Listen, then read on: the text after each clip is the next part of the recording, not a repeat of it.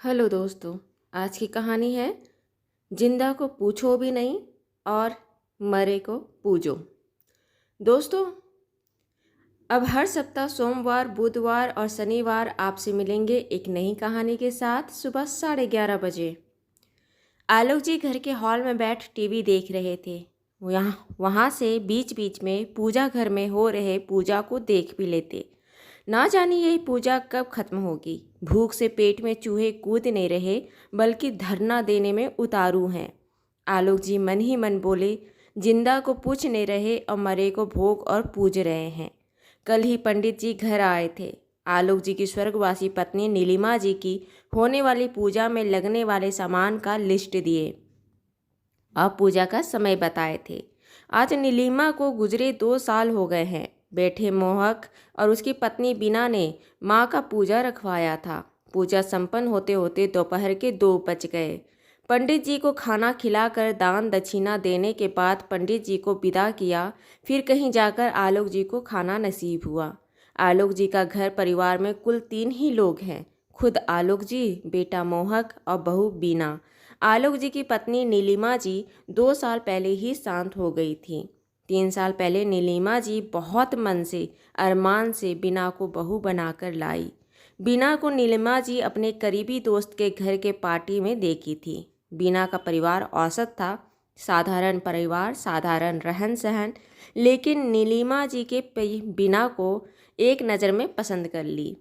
कारण बीना का सादा सरल व्यवहार, शालीन स्वभाव, बीना की सादगी और अच्छे और सभ्य आचरण ने नीलिमा जी का दिल जीत लिया। अपने इकलौते बेटे मोहक के लिए उन्होंने बीना को पसंद कर ली।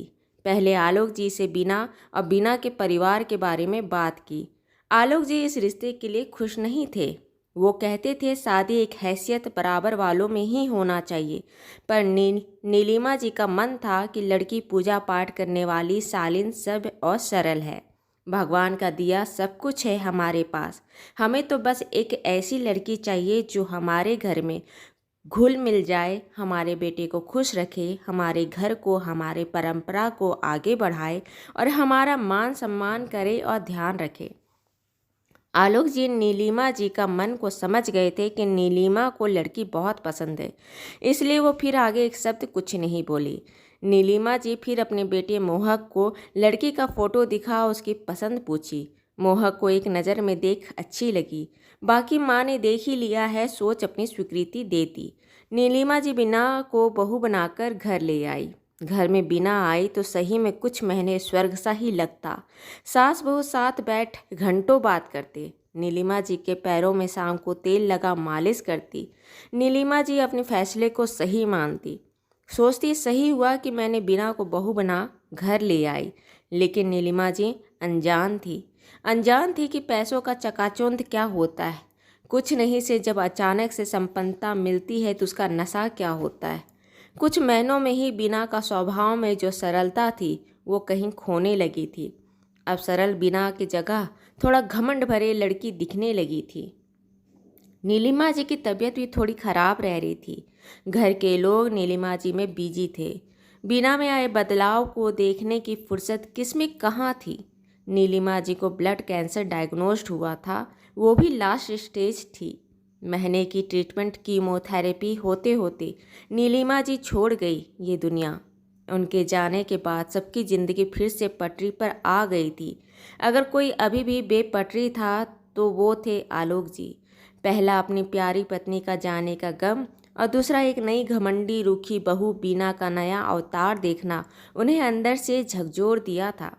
इंसान की यही तो खासियत होती है कि वो अंदर से कितना भी टूटा हुआ, बिखरा हुआ, नीरस हो, लेकिन ऊपर से समान ही दिखता है।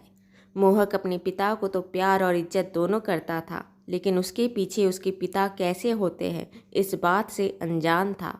उसे पता नहीं था कि आलोक जी का खाना, नाश्ता, चाय का अब कोई ठिकाना नहीं था। उन्हें खाना मिल जाता था जब बीना को याद और समय मिल जाता। एक दिन बीना और मोहक शाम 4 बजे कहीं बाहर गए थे। बाहर लॉन में चाय बनाकर आलोक जी बैठे थे। तभी पंडित जी आए। ये पंडित जी वही हैं जिन्होंने मोहक और बीना की शादी करवाई थी। बीना के परिवार के शुभ कामों की कार्यभार यही पंडित जी करवाते। बीना के परिवार को पंडित जी बहुत अच्छे से जानते थे।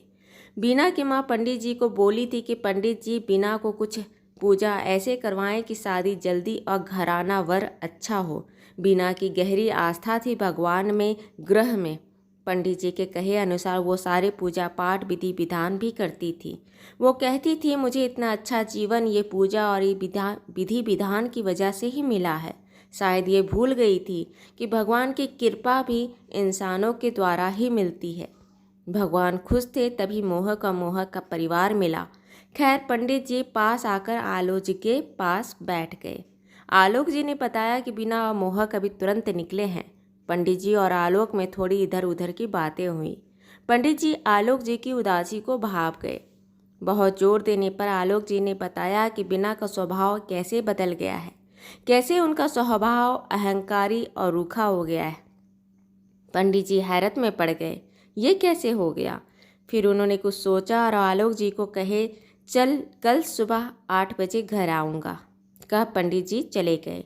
दूसरे दिन सुबह 8 बजे पंडित जी घर आए। बीना को बोले बेटा कल तेरी और मोहक की जन्म कुंडली मिल गई तो ऐसी ही सरसरी नज़र से देख ली। कुछ बात है जो तुम्हें कहना चाहता हूँ। मेरे कहे गई बातों को मान, पूजा कर, नियम कर। तुम्हें धन वैभव मिला लेकिन तेरे ससुराल का घर का वैभव तेरी सासू जी की वजह से ही है। उनकी नेक नियत और अच्छे कर्म से ही इस घर की समृद्धि है। वो शांत हो गई है लेकिन इस घर का अनादर कर या ससुर जी का तिरस्कार कर तुम उनके आत्मा को ठेस पहुंचाएगी। इसलिए अपने ससुर जी का ध्यान रखना, मान सम्मान देना, घर परिवार पति का ध्यान रखना, तभी इस घर का तुम्हारा वैभव खुशियाँ बनी रहेंगी। पंडित जी चले गए। 8:30 बजे आलोक जी के सामने बिना चाय और गर्मा गर्म प्याज के पकौड़े लेके आई। पापा जी ये लीजिए। आलोक जी की मुँह मांगी मुराद पूरी हो गई। दिन को भी इज्जत से खाना, शाम को चाय नाश्ता, रात को समय से खाना और मीठे बोल। पंडित जी के एक उपाय से आलोक जी का पुराना दिन लौट आया। उनका बुढ़ापा सुधर गया। दोस्तों आपको ये कहानी अच्छी लगी हो तो इसे लाइक करें, शेयर करें, सब्सक्राइब करें और मिलते हैं एक नई कहानी के साथ एक छोटे से ब्रेक के बाद। धन्यवाद।